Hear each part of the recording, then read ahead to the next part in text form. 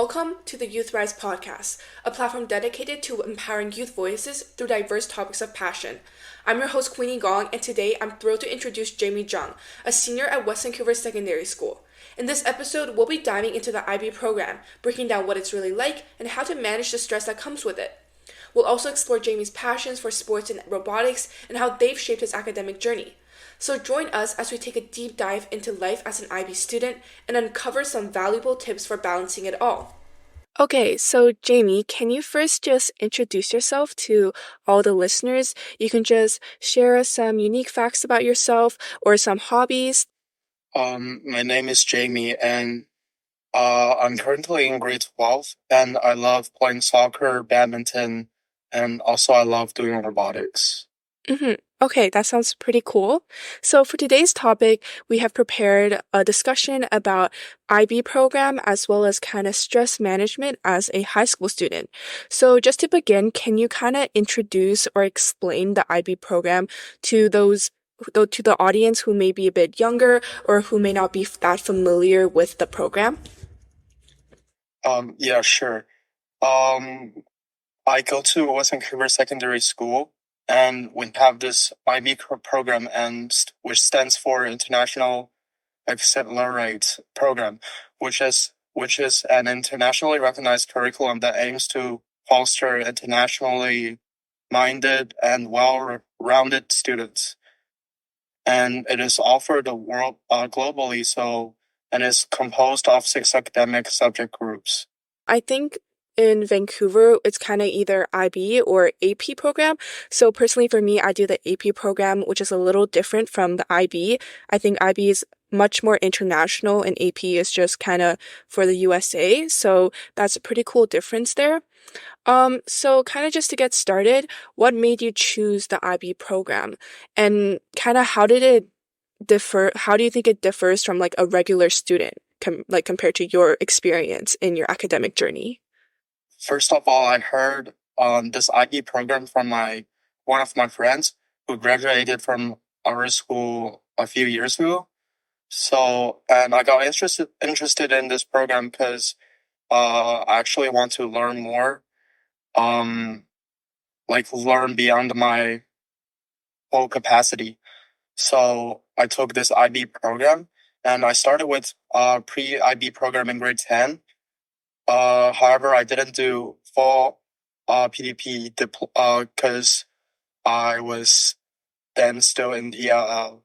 Mhm. But I joined the full IB program in grade 11, which and I chose English, math, geography, physics, chemistry, and Mandarin as my 6 main subjects. Mm. And and I would say IB, it's different than the regular courses, which you can learn more, and also it is also a hard course. It definitely sounds like a pretty challenging and rigorous workload. And like a lot of my friends, like I know a few people who also do the IB program. I think I have a friend from West Van who only does like, I don't know, you guys also have like half IB where you just do like 3 courses in IB, not like the full IB program. So but since you actually took on the full IB program, it definitely sounds like it's a lot of work, but it definitely will pay off since everything in the end, their dedication will definitely pay off. But kind of how do you manage this rigorous workload that comes with being an IB student? Because it sounds like there's a lot going on in terms of academics for you. It actually very depends on the school because every school has a different schedule, Mhm. and the teacher will make the rough schedule for each task at the beginning of the school year, and basically we just have to follow that timeline throughout the year. However, still it's hard to keep in track of the tasks we have to complete. For example, we have due dates for our extended essays, uh, English high-level essays, and also other, like, for example, IAs. Mhm. And so following this timeline is pretty difficult since we also have to deal with the tests, homework, and our extracurricular activities. Um, for example, in IB, we also have this CAS program, which stands for Creativity, Activity, and Services, which you have to complete 50 hours of volunteering, physical activities, and um, I don't know, like creative activities. hmm Yeah, I feel like it's definitely, it sounds like, well, I guess if the teacher gives you kind of timeline at the beginning, you can kind of, if you're really self-manageable, you can definitely look at the timeline and really allocate your time correctly and probably finish your work in advance. And that kind of helps in terms of just knowing what's going to come in the future. And I think that kind of relieves a bit of stress for you, definitely. And it seems like the IB program definitely has a lot of aspects to it as well, as you talked about the creativity part of it and just like kind of showing a bit of volunteering and community service as well. So yeah, that's pretty cool to hear. So, what aspects of the IB program do you find the most challenging, and kind of how do you cope with these challenges and solve them effectively?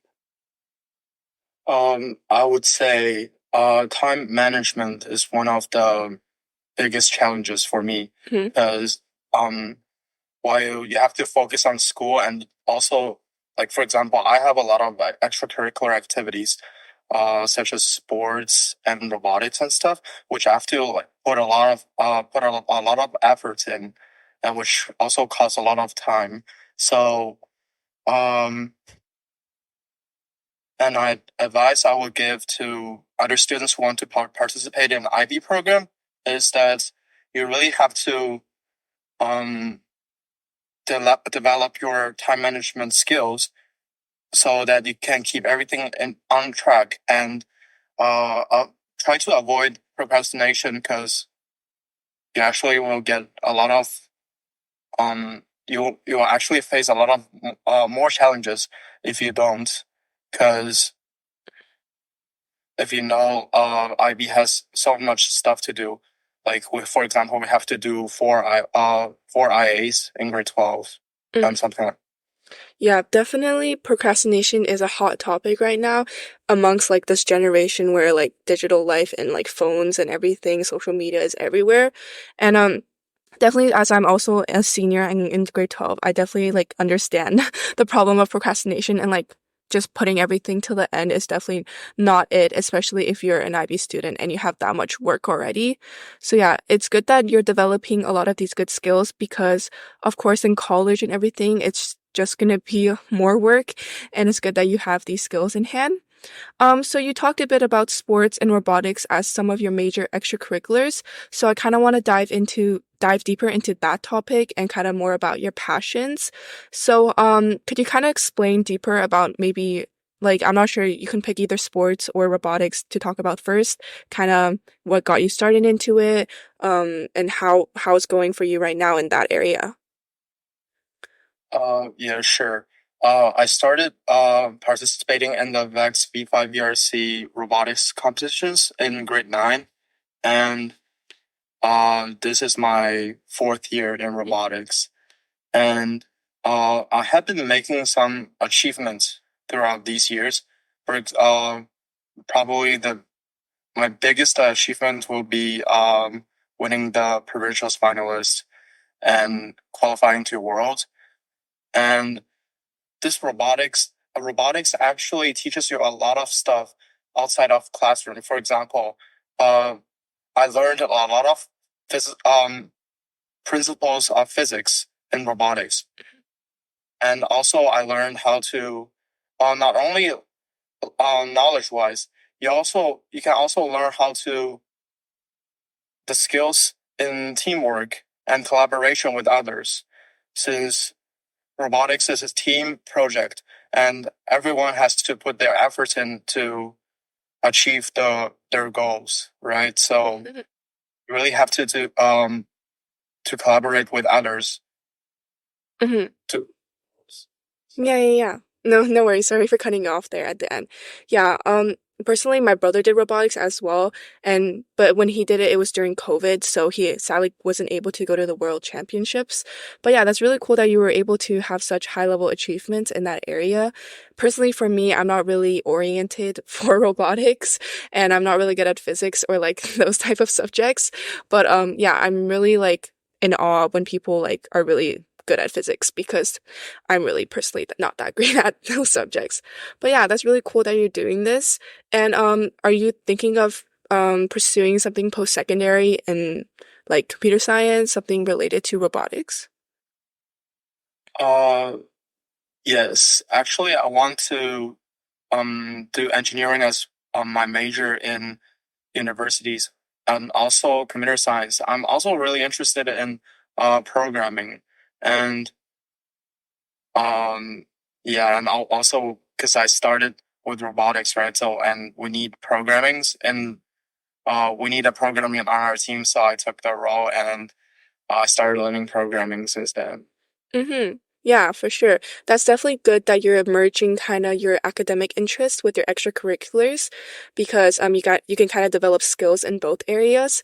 And yeah, that's super cool to hear that you have many interests. Definitely right now in like the whole AI world, engineering and computer science are definitely really good like post-secondary majors. So it's good that you have those interests in mind. Kind of going back to more talk about kind of IB program, I kind of want to talk about the mental health and stress level aspects of this. So, definitely many people report high stress levels in already normal high school, like regular classes, but I can just imagine that it's much higher in the IB program. So, how do you personally deal with stress management, and do you have any specific strategies you'd like to share? Personally, I I do get a lot of stress from IB. Mhm, Um, looking at my classmates, and some of them are actually dealing with IB very well. mhm, For example, they have better time managing skills.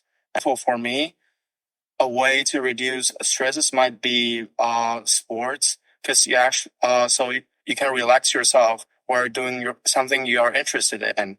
And for example, uh, personally, I play soccer and badminton, and I found that these sports actually reduces my stress since I'm very motivated and interested in doing them. So maybe my advice will be doing something you like or you're interested in apart from your study may help you reduce stress. mhm. Uh, stress.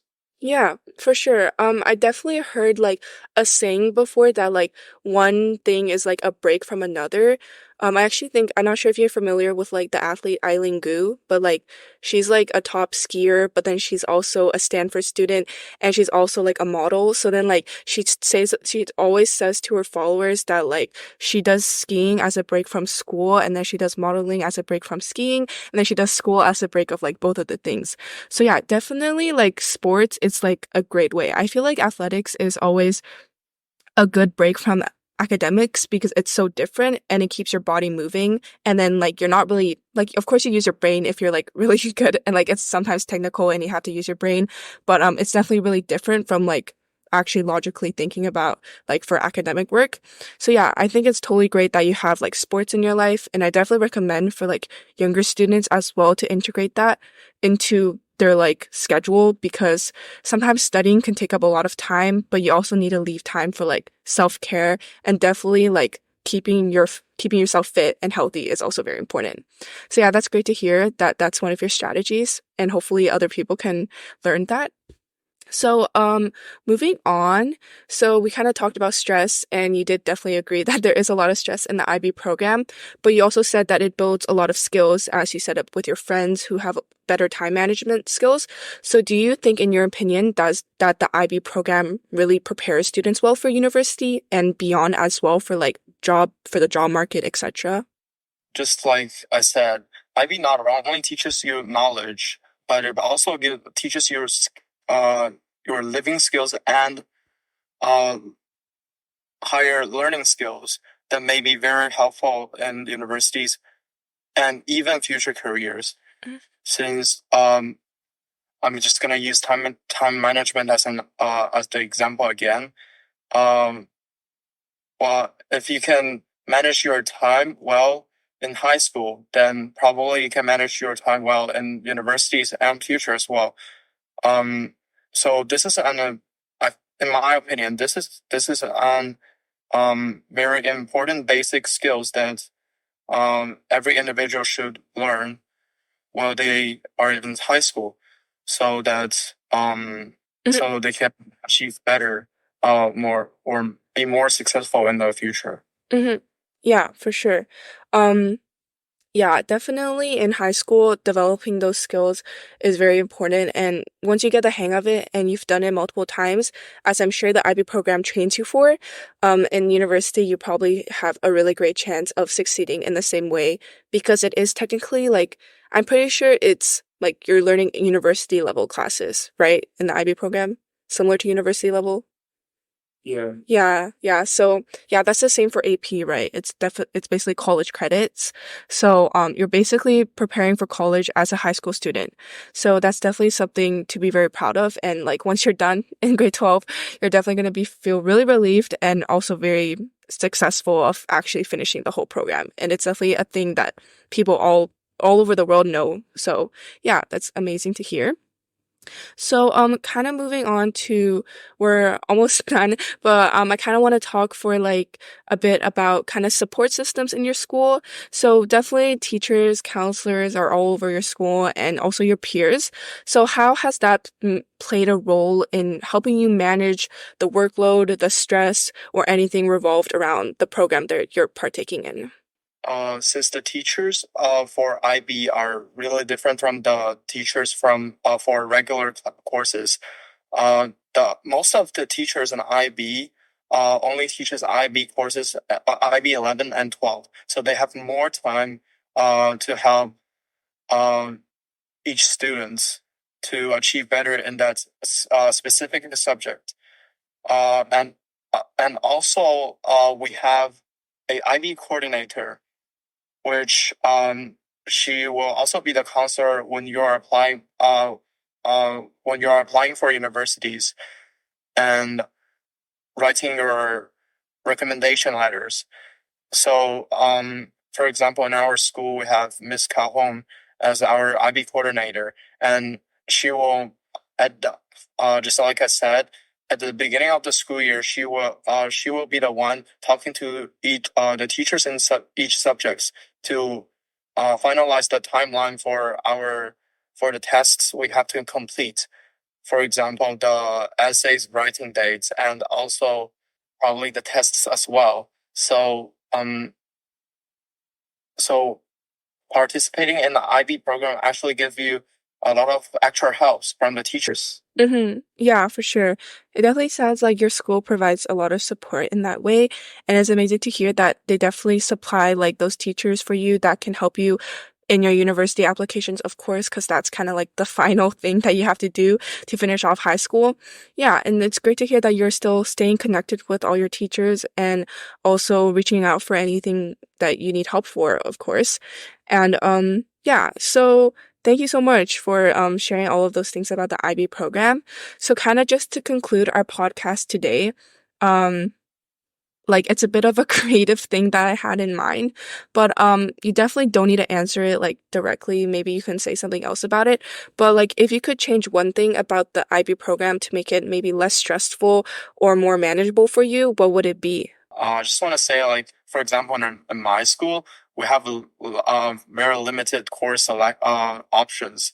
For example, we have to take English HL, and we have to choose uh, a subject between history and geography.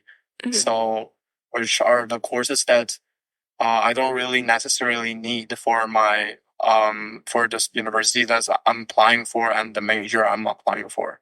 Mhm. So if our school can open up more courses, um for example, I don't know, like IB computer science and stuff, it might be better Oh, for okay. students who want to pursue the major is specifically in that area. Yeah, definitely. I guess you're saying just like more flexibility, more accessibility to the courses that you want to take. And I think that's definitely a change that's needed in many schools as well, because like I'm pretty sure like my school, they have a lot of AP courses, but then I know a lot of other schools who have like maybe just 4 AP courses, and it's very limited for those students who want to take those rigorous classes, correct? So yeah, definitely, because you're interested in those kind of more technology, STEM related classes, they definitely should open more for that. And it's totally fine to say that because, I mean, they might not change it, but saying it doesn't hurt, right? So yeah, thank you once again so much for sharing that. And thank you overall for participating in this podcast and sharing your own experience in the IB program, some tips you have, and just some like overall passions that you have as well related to sports and robotics activities. Thank you so much, Jamie, for coming onto the podcast. And thank you to all the listeners at home.